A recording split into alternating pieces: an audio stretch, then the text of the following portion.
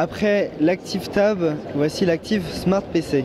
L'Active Smart PC est propulsé par un processeur Intel x86 et donc est sur une version de Windows 8 plutôt classique. La différence, c'est que l'écran est un peu plus grand.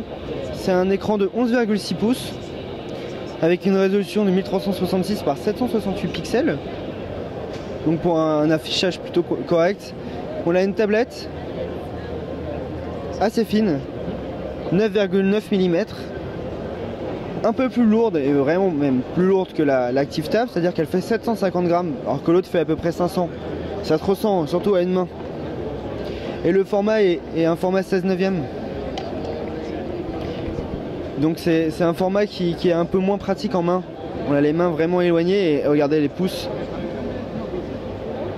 Mais l'avantage de cette tablette, c'est pas vraiment un usage seulement mobile, mais c'est également cet usage avec ce socle d'accueil équipé d'une batterie et d'un clavier. Et donc, comme les Asus Transformers, on connecte la tablette sur la station d'accueil.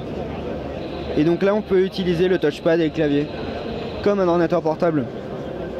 Donc l'écran est bien sûr tactile, comme une tablette. On trouve l'interface tactile de Windows 8, mais on retrouve également l'interface et toutes les applications comme Norton préembarquées de Windows 8.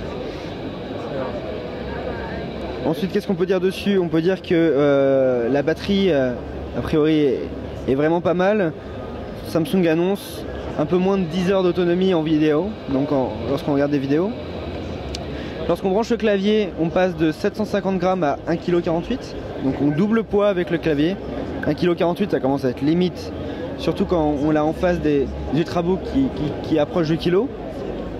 L'écran supporte 10 points de tactile, c'est-à-dire qu'on peut aller jusqu'à mettre 10 doigts sur la tablette. C'est 2 fois plus que les tablettes sous ARM comme l'Active Tab.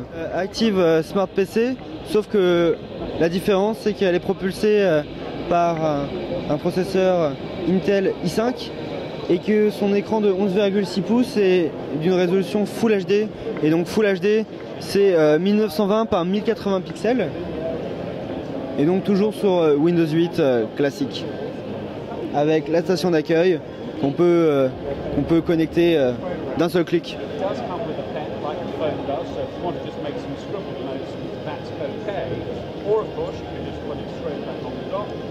Voilà. La gamme Active Smart PC, c'est également des tablettes qui sont compatibles 3G.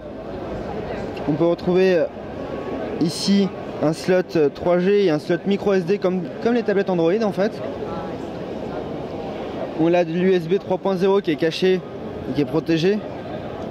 Je vais réussir à ouvrir, peut-être un jour. Bon, voilà.